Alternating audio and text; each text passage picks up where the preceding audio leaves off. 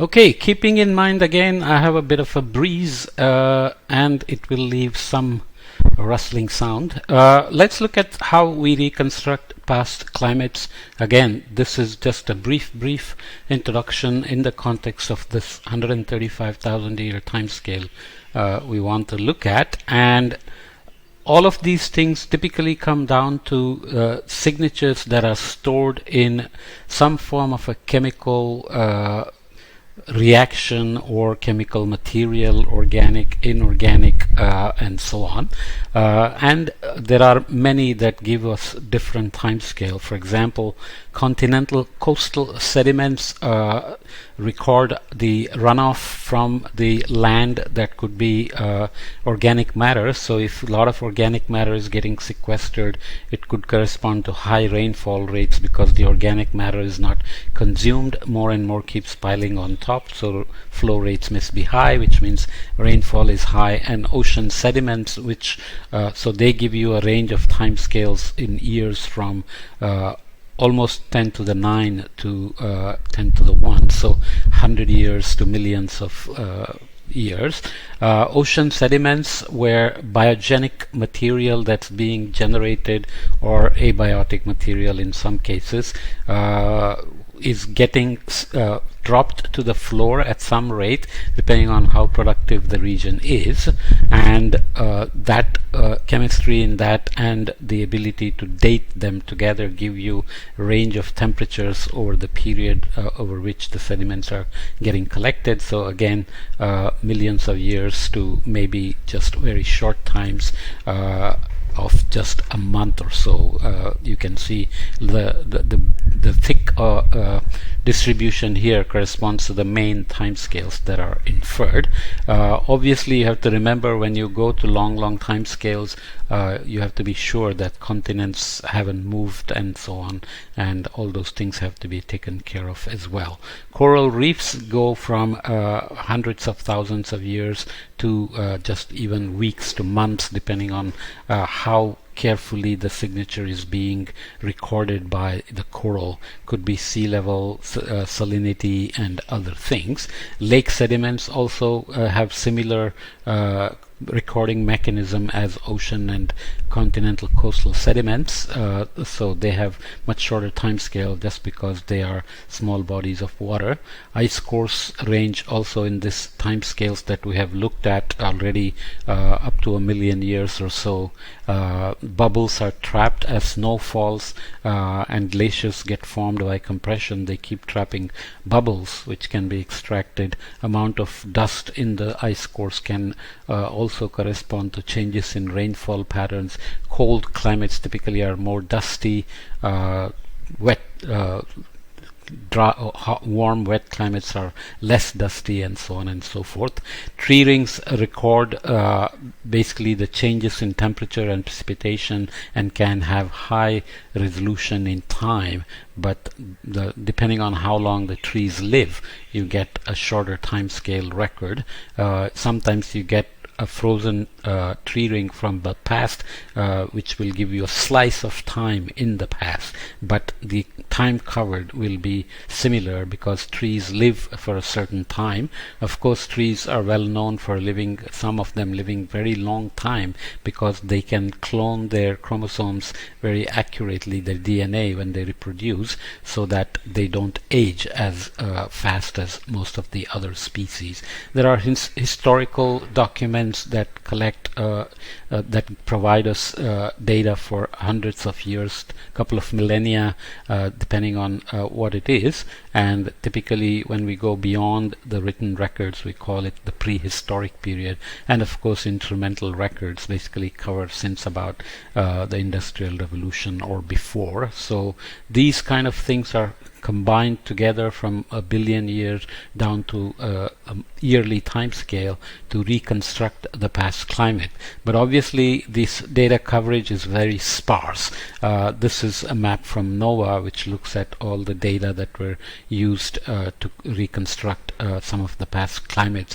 There are many archives of paleo data run by many international programs like the International Ocean Drilling Program or PAGES, the Past global changes, and so on and so forth. And these dots and colors correspond to different proxies, but you can see that in the middle of the ocean, typically they may be corresponding to islands or ocean drilling sites where international programs have taken out cores of ocean sediments, which we mentioned here. And there are of course lots of continental coastal sediments, easier to reach, easier to drill, and so on, but they may not record as long a record in time as these. So obviously the resolution of some of these sediments can be, some of these proxies can be very different from each other.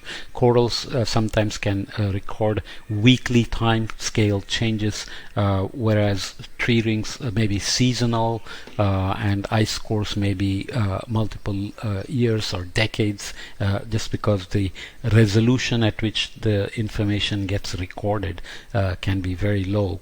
Ocean sediments, for example, they may be seasonal production.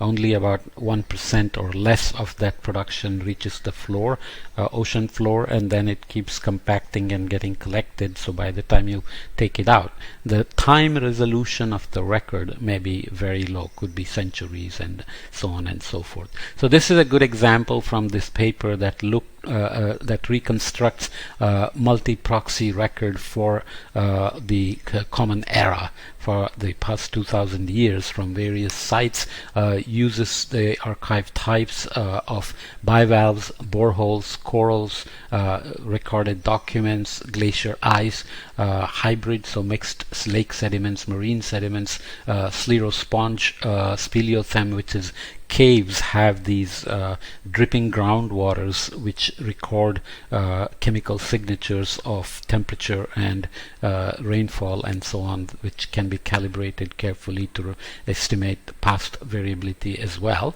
and tree rings, of course. So you can see multiple proxies from all the continents and many islands and so on are put together, and the time resolution here gives you a good sense. Some of them are of the order of seasons, so 1/12, so monthly, 1/6, so seasonal, 1/2, which is barely annual, and some of them are very coarse resolution, more than 100 years. So you can only infer changes at 100-year time scale, and you can see that the number of proxies available over time for the first millennium is relatively small for each of the proxies, but in the second millennium the number increases, and the largest increase comes from here from tree rings. You can see that many tree ring data are collected from the Asian monsoon regions,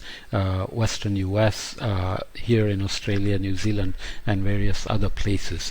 All these are pulled together to construct, at best you can get anomalies, because you cannot get total temperatures. These are proxies, which means they are not actually recording temperatures. Many of the recorded bivalves, for example, have calcium carbonate shells they form. The crystal structure of the shells and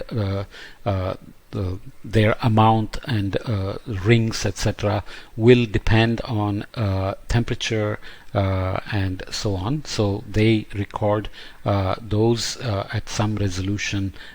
So they are proxies, which means you can infer the change in temperature relative to the current period, and that's what is shown here, anomalies. So if you go back to 1850, Hadkrut is one of the data sets that's we used very widely. For example, global mean temperature from Hadkrut 4.2 data set before, so there is a gray circles there, and after, imputing missing monthly values via GraphEM, the data set created here. Black circles mark the yearly averages, mean annual temperature, or MAT, and GraphEM imputed temperature values in the red line. So you can see that as you come closer to the more recent period, the error or the deviation, standard deviations, variances are somewhat smaller than when you go in the past, because the uncertainty of the data and the coverage and the time resolution, etc., begin to decrease. So I just wanted to use that as an example of how hard it is to reconstruct the past climates, but how well calibrations are done and the best possible records are produced of all the timescales we have been looking at going back to 65 million years, including the spikes like the Paleocene, Eocene thermal maximum, which is a good example for so it gives you a sense of how rapidly that warming happened and how it compares to the warming that's happening now. Turns out that the warming we are creating now anthropogenically is much faster than the Paleocene, Eocene thermal maximum, and the explanation for exactly what caused such a rapid warming during the Paleocene, Eocene is not complete yet. Various hypotheses exist. As I said before, when you have multiple hypotheses, it generally means we don't have a agreed upon robust consensus answer yet. But this gives you a sense of how various biogeochemical signatures in various things on land, in the ocean, in lakes, in caves, in ice cores, tree rings, and so on are combined. There is a whole isotopic chemistry behind it as well. Just briefly, for example, oxygen we always think of as mass number 16, 8 protons, 8 neutrons, but when the number of neutrons is different, 8 protons plus, let's say, 9 neutrons, then it becomes oxygen 17, because it's still oxygen, 8 protons, 8 electrons. And if it has 10 neutrons, then it becomes 8 plus 10, O18, and O16 and O18 have different weight, obviously. So when evaporation happens, O16 is preferably picked up, so the ocean then has more O18 left behind.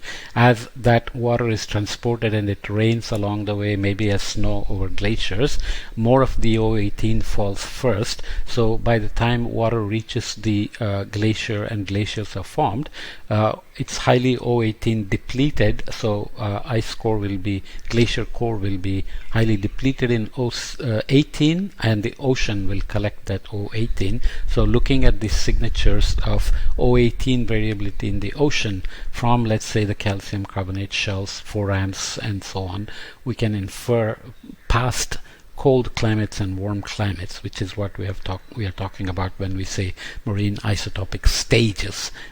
So we will see some of those as we go forward after we look at a couple of simulations of these kind of climates, because once you have reconstructed past climates from paleo proxies, you have to verify and also understand the processes, the forcings that created the change, maybe additional information that's not in the proxies, like sea level change associated with that cooling and warming, and so on. So we will see how that works. Okay, so it's a very brief introduction, but I hope it gives you a good sense of how we use these to then go back to look at climate and the human evolution. Okay, let me leave it here.